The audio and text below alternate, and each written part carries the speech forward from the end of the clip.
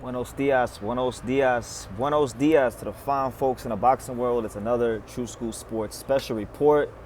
I am currently on site here at the Virgin Hotel for the beginning of Lamont Roach Williams Peta Fight Week. So stay tuned for all that coverage. The press conference today. There will be content from the press conference later on today. But I came here real quickly to give you guys my reaction to the news that Top Rank has won the purse bid for Keyshawn Davis versus Devin Haney, or Devin Haney versus Keyshawn Davis, however you want to order it. But yeah, Top Rank has won the promotional rights to Devin Haney versus Keyshawn Davis, and the official number, just so you guys know, the official number, the total bid for this was $8,550,000. So roughly 8.5,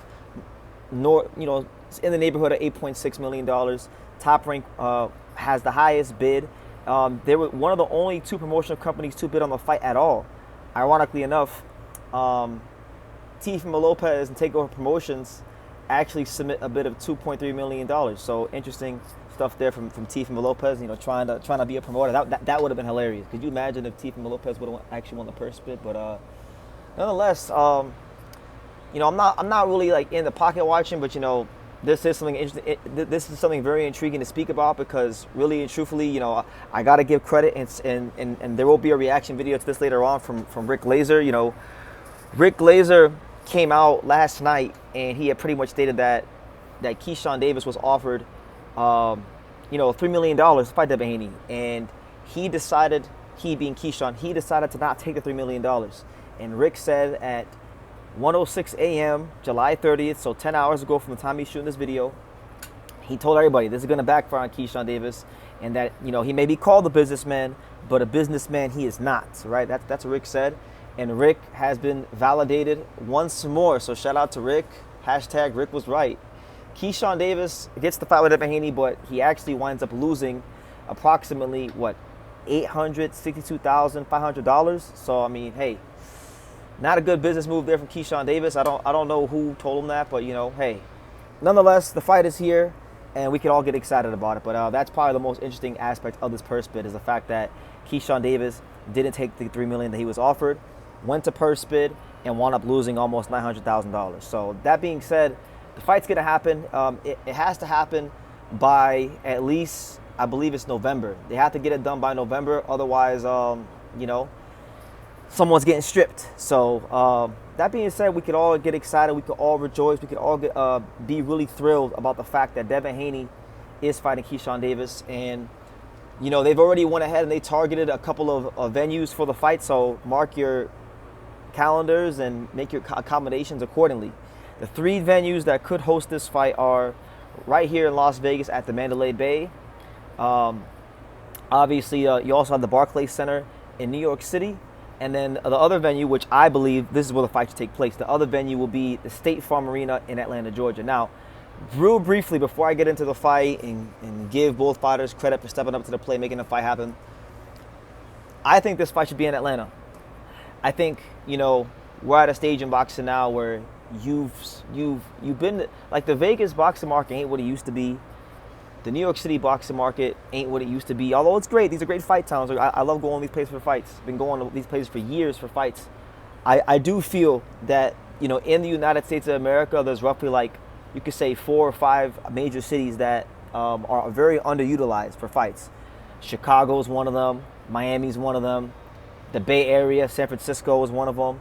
And I would definitely say Atlanta is one of them because Atlanta has the highest black population of any major city in the United States of America.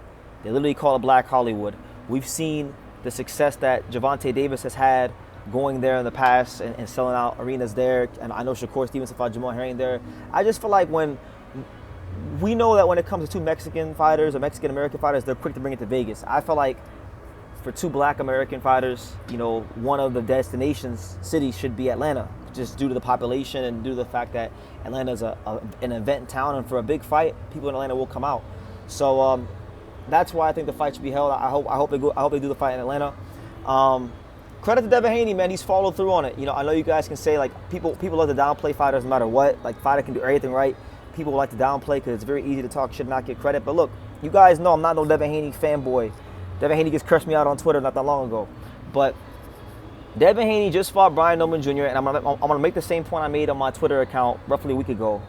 Devin Haney just fought Brian Omen Jr., who was, undefeated, young, strong, black American champion, coming off of his best win. It's the best wins of his career, with the most momentum in his career.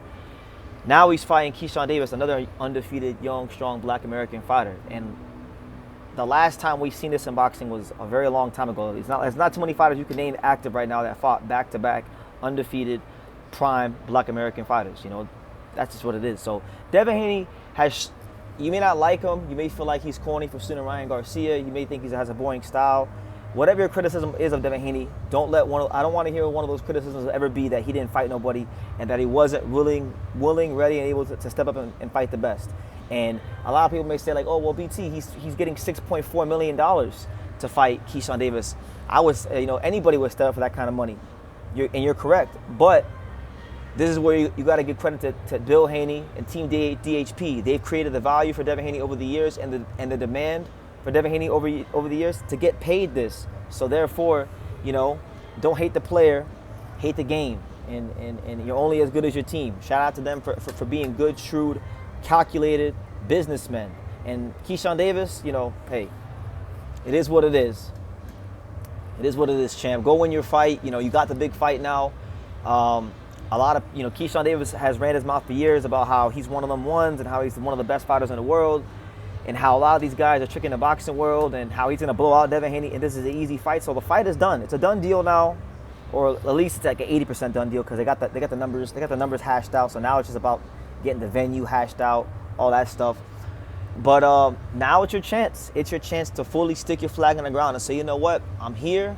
I'm one of the stars of boxing, and I'm here to dominate for a long time and be one of the faces of the sport of boxing. You understand? So it's a huge fight. Absolutely huge fight. And, right now, I think you got to favor Devin Haney. I'm favoring Devin Haney in this fight. Keyshawn Davis to me. And I even think in this purse bid, I know people may say, like, BT, stop pocket watching, but I'm not pocket watching when I say this.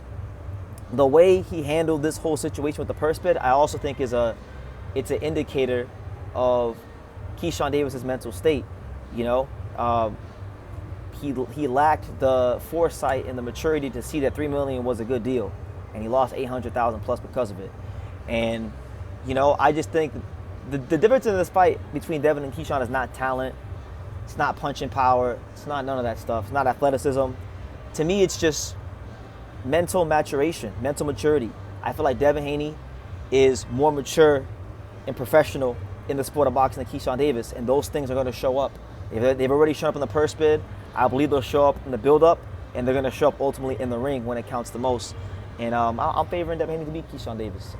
Obviously, you would say Keyshawn is the more dynamic fighter in terms of hand speed and combination punching, but Devin, you can't just run up on Devin crazy. The Brian Omen Jr. fight showed us that.